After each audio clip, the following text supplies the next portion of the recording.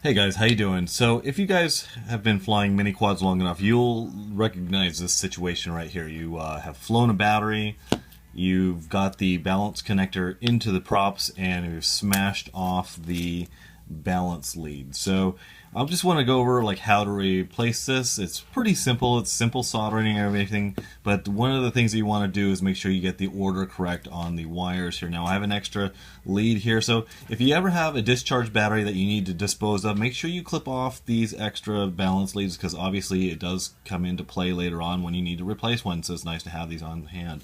Now luckily this one is the Turnigy one that has the nice silicone wires here, so this will be nice. It's going to be a perfect match for here. We have the same exact colors here, and so I really don't have to worry about lead order as well. So, and I also have another larger battery here that has the same exact lead, so I know that I just have to match up the color for color and solder this on. By the way, this is Albert Kim's battery. I T-boned him after going through a gate. I was following behind him really closely, and after he went through the gate, he slowed down and turned like this, and I just hit him straight on, and then he went down. So, and I kept flying away. So, ha ha ha. No, just kidding, guys. So he gave me the opportunity. He said, "Hey, well, this will be a nice subject matter for your channel. You can repair the balance lead on this for me." Wink, wink, wink.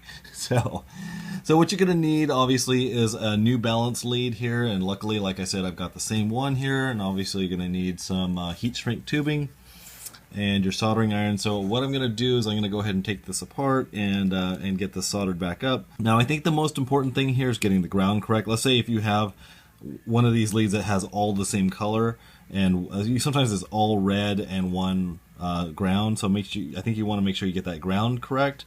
And correct me guys if I'm wrong about this, but I don't think the order of the next three actually matters.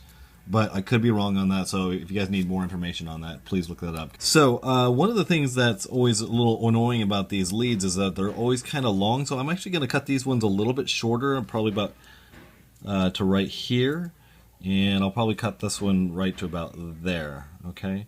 So I'm going to get my good cutters out, and we'll go ahead and do maybe just a time lapse of me soldering this together. I'm not going to do a soldering tutorial, obviously. I'll save that for another day. I do have some points on that I would like to share. Now, the most important thing here is safety. You should be wearing eyewear, which I do. You should never take these leads off altogether, obviously. If they touch, you have smoke and fire in your house, okay? Or burnt fingers. So make sure you take these apart one by one. Okay, guys, I told you I wasn't going to give you a soldering tutorial, but I thought I should mention this. The best way to put two small wires together is to splay out. Don't twist them and don't pre-solder them. Splay out both sides a little bit like this. What you gotta do is join the two wires like this. Basically, you push one into the other, you twist it a little bit, and then you go ahead and solder that, and the solder will go in there really quickly because it's a small wire. But then it keeps a very, very strong bond, and it allows the heat shrink tubing to go straight over it. So I'm gonna go ahead and slide the heat shrink tubing over what I've got here, and then we'll solder this up.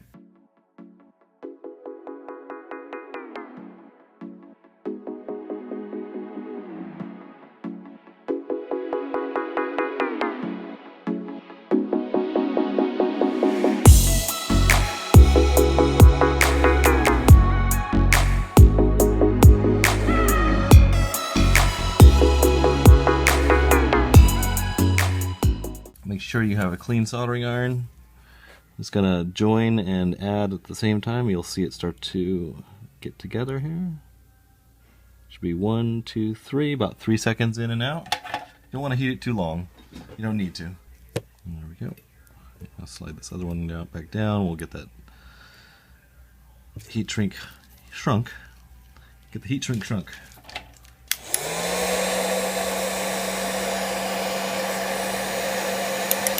Okay guys, so I just spotted something right here.